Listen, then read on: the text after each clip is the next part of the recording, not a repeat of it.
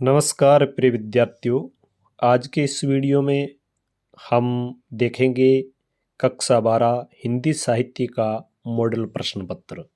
तो आप देख रहे हैं उच्च माध्यमिक परीक्षा 2022 विषय हिंदी साहित्य कक्षा 12। यह आपका जो प्रश्न पत्र है इसका समय होता है 2 घंटे और 45 मिनट और इसके पूर्णांक होते हैं 80 अंक। तो यथासंभव मैंने यहाँ पर 100% महत्वपूर्ण प्रश्नों का इस मॉडल प्रश्न पत्र में समावेश किया है। जरूर उम्मीद करता हूँ कि आपके बोर्ड के प्रश्न पत्र में इसमें से अधिकतर प्रश्न आपको देखने के लिए मिलेंगे। तो चलिए शुरू करते हैं आज के प्रश्नों का सिलसिला। इसमें पहला प्रश्न होगा वो आपका खंड ए से संबंधित होगा और होगा अपठित गद्यांश। अपठित गद्यांश और इसमें अपठित गद्यांश होगा वो 6 नंबर का होगा और 6 प्रश्न होंगे एक एक नंबर के। तो यहाँ मैंने साहित्य का जीवन के साथ गहरा संबंध है, साहित्यकार अपनी पैनी दृष्टि से देखता है, संवेदनशील मन से उसको अभिव्यक्त करता है, चारों ओर देखे गए सत्य और भोगे हुए यथार्थ को कभी कल्पना के रंग में रंग कर कभी ज्यों का त्यों पाठक के सामने प्रस्तुत कर देता है। साहित्यकार में सौंदर्य को देखने और परखने की अद्भुत शक्ति होती है। मनोरम दृश्यों के सौंदर्य और मुग्ध कर देने वाले स्वरों की मधुरता से वह अकेले ही आनंद मग्न नहीं होता, वह दूसरों को भी आनंद मग्न करने के लिए हमेशा आतुर रहता है। साहित्यकार जब समाज को अपने मन की बात सुनाता है तो साहित्यकार और समाज का संबंध दिखाई पड़ता है। तो यहाँ पर इस प्रकार से ये आप देख रहे हैं। इससे आगे का अंतरा है समाज की रूढ़ियों और विद्रुपताओं को उजागर कर वह जनमानस को जागृत करता है। तो इस प्रकार ये एक अपठित गद्यांश है। इसमें से प्रश्न है, जैसे पहला प्रश्न है कि उपयुक्त गद्यांश का उचित शीर्षक क्या है। तो आप शीर्षक कह सकते हैं कि इसका शीर्षक है साहित्यकार और समाज। फिर प्रश्न नंबर 2 बना है कि एक साहित्यकार की दृष्टि और मन कैसा होता है। तो साहित्यकार की दृष्टि पैनी होती है और मन संवेदनशील होता है। प्रश्न नंबर 3 है कि आंखों पर पट्टी बांधना मुहावरे का अर्थ क्या है। तो इसका अर्थ है जानबूझकर वास्तविकता को नकारना। इसके बाद प्रश्न नंबर इसका चौथा है वो इस प्रकार है कि समाज का पथ निर्माता और पथ प्रदर्शक किसे कहा गया है। तो वह साहित्यकार को कहा गया है। साहित्य का जीवन के साथ कैसा संबंध है, घनिष्ठ संबंध है। और इस गद्यांश का अंतिम प्रश्न है कि सौंदर्य को देखने और परखने की अद्भुत शक्ति किसमें होती है। तो साहित्यकार में। इसके बाद इससे आगे का प्रश्न होता है वो आपसे पूछा जाता है अपठित काव्यांश। और अपठित काव्यांश है वो भी 6 नंबर का होता है, यानी 6 प्रश्न होंगे एक एक अंक के, मतलब 6 अंक।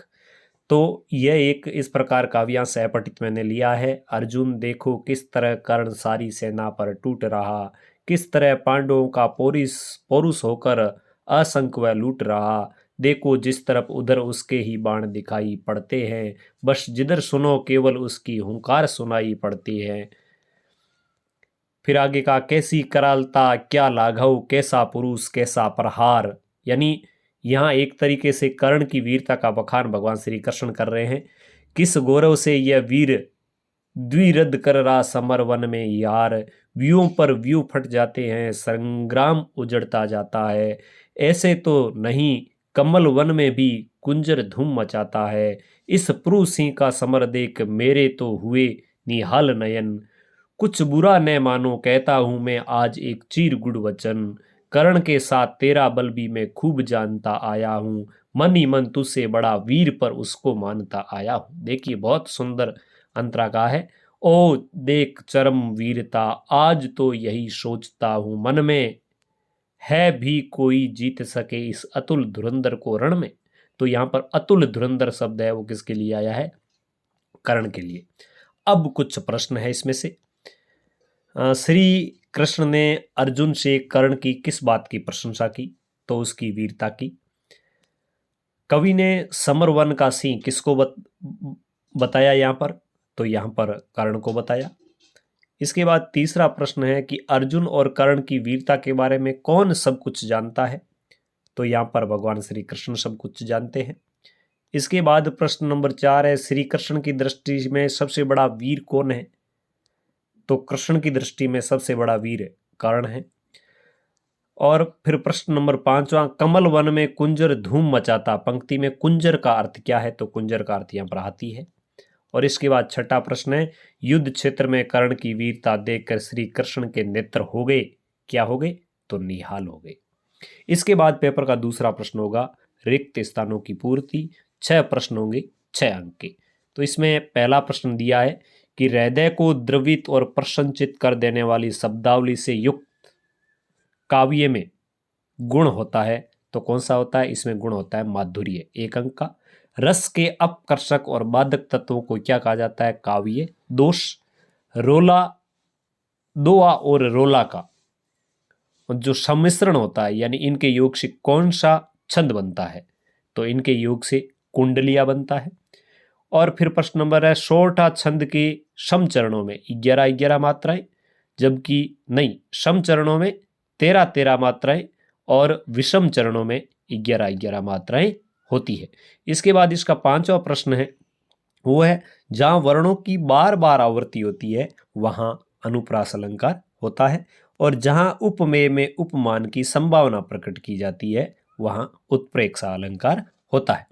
इसके बाद प्रश्न नंबर 3 का जो आपका सेक्शन रहेगा वह 12 प्रश्न 1-1 अंक के, 12 प्रश्न 1-1 अंक के। तो यहां पर इन प्रश्नों के उत्तर आप खोजें। मैंने छोटे प्रश्न हैं उनके उत्तर बता दिए। यथासंभव और भी आपको जरूरत पड़ेगी तो कमेंट बॉक्स में आप किसी प्रश्न का जवाब मांग सकते हैं, मैं दे दूंगा। तो यहाँ पर प्रश्न होंगे, उनकी जो शब्द सीमा है वो 20 अंक होगी। और मैंने इस प्रकार प्रश्न बनाए हैं ये, जिसमें पहला प्रश्न है कि यमक अलंकार को उदाहरण सहित स्पष्ट करें। तो जहाँ बार बार शब्दों की आवृत्ति हो, प्रत्येक बार अर्थ अलग हो, यमक अलंकार होता है। जैसे आप कहते हैं कनक कनक ते सोगुनी। रूपक अलंकार क्या है? यानी उपमान के ऊपर उपमेय का अभेद आरोप। मीडिया की भाषा में एंकरबाइट क्या है? यह भी 1 अंक का। समाचार लेखन की लोकप्रिय शैली कौन सी है? उल्टा पिरामिड है। कविता का जन्म किस परंपरा से हुआ है? तो वाचिक परंपरा से। नाट्य शास्त्र में नाटक का शरीर किसे माना गया है? यहाँ पे ये देखिए, नाट्य शास्त्र में नाटक का शरीर किसे माना गया है? तो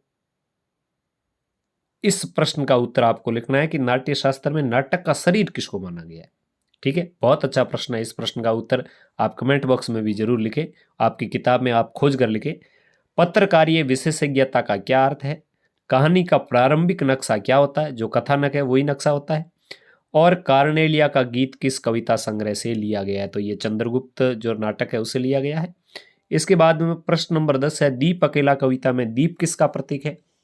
तो दीप एक तरीके से देखें व्यक्ति का प्रतीक है। बालक बच गया गुलेरी के निबंध का मूल प्रतिपाद्य क्या है? और ब्रजमोहन व्यास का संबंध किस संग्रहालय से था? तो ये 1-1 नंबर के 12 प्रश्न आपको मिलेंगे इस खंड के अंतर्गत। अब आपके पेपर का खंड शुरू होता है ब, और ब में पूछा जाता है कि 4 से लगाकर 15 तक प्रश्न है, उनकी शब्द सीमा कितनी है? 40 शब्द, और ये कितने अंक के होंगे? 2-2 अंक के। यानी कुल प्रश्न देखिए आप 4 से लगाकर 15 तक। तो ये प्रश्न इस प्रकार है।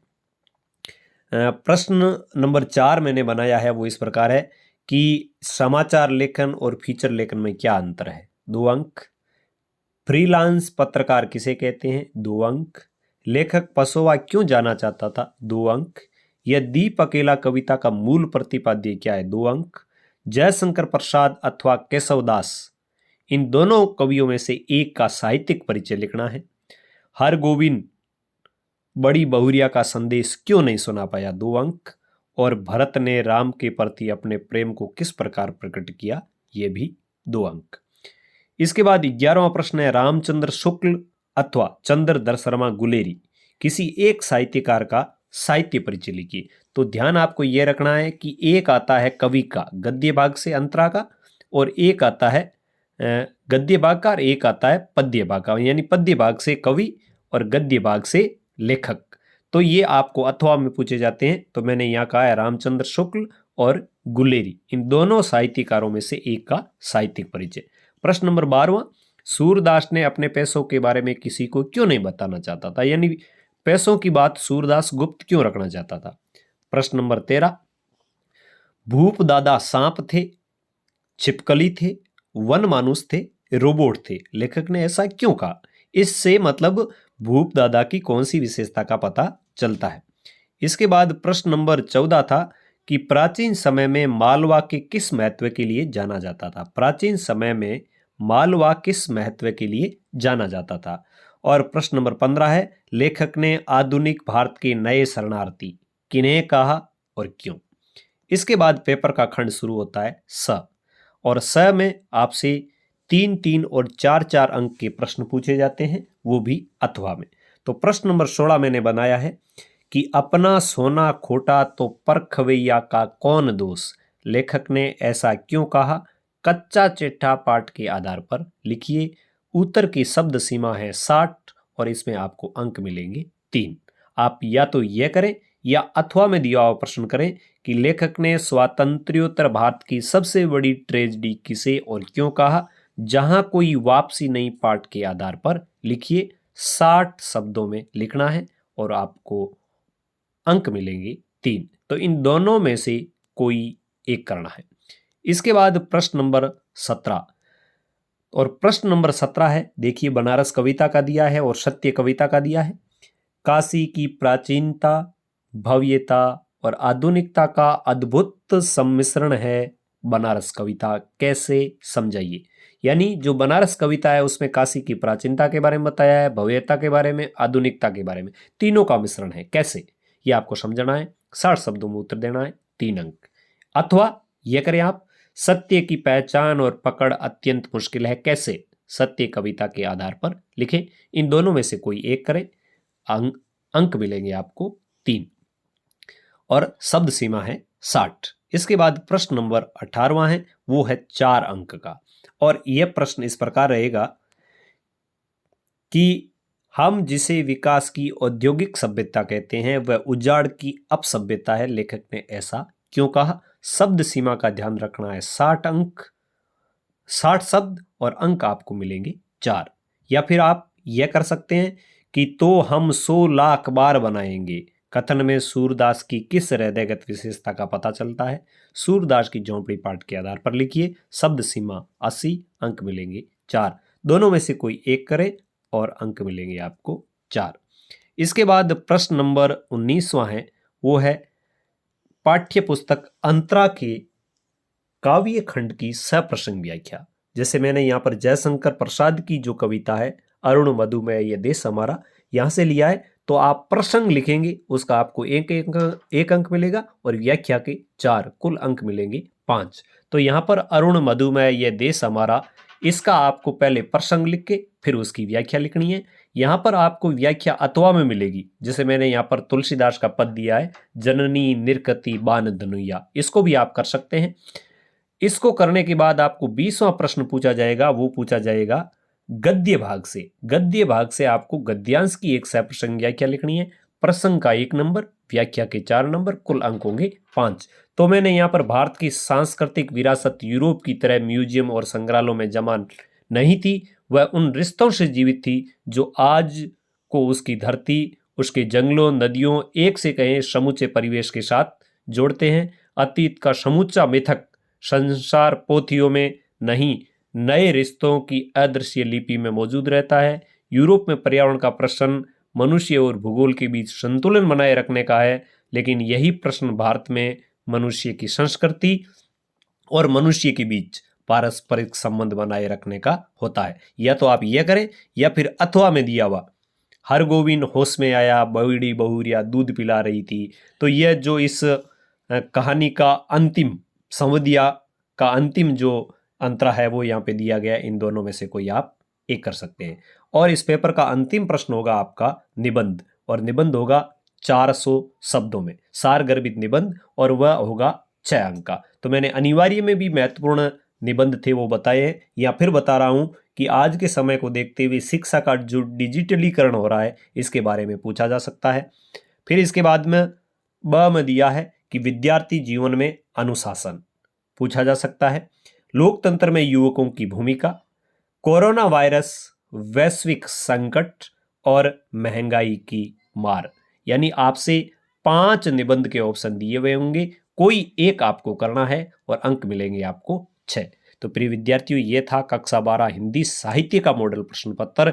इसके बाद मेरा प्रयास रहेगा कि 1-2 और मॉडल पेपर मैं जारी करूं। यदि इस मॉडल पेपर की आपको पीडीएफ चाहिए तो आप चैनल को सब्सक्राइब करके उसके सदस्य बने। आने वाले वीडियो में, एक छोटे वीडियो की डिस्क्रिप्शन में मैं इसकी पीडीएफ की लिंक दूंगा और इस वीडियो की डिस्क्रिप्शन में आपको मिलेगा लिंक हिंदी अनिवार्य के मॉडल प्रश्न पत्र का। और मेरा प्रयास ये रहेगा कि मैं बोर्ड परीक्षा से पहले अधिक से अधिक महत्वपूर्ण प्रश्नों से युक्त मॉडल पेपर आप तक पहुंचाऊं, ताकि आपके हिंदी अनिवार्य और हिंदी साहित्य के दोनों प्रश्न पत्र है वो बहुत अच्छे हो और आप अधिक से अधिक अंक हासिल करें।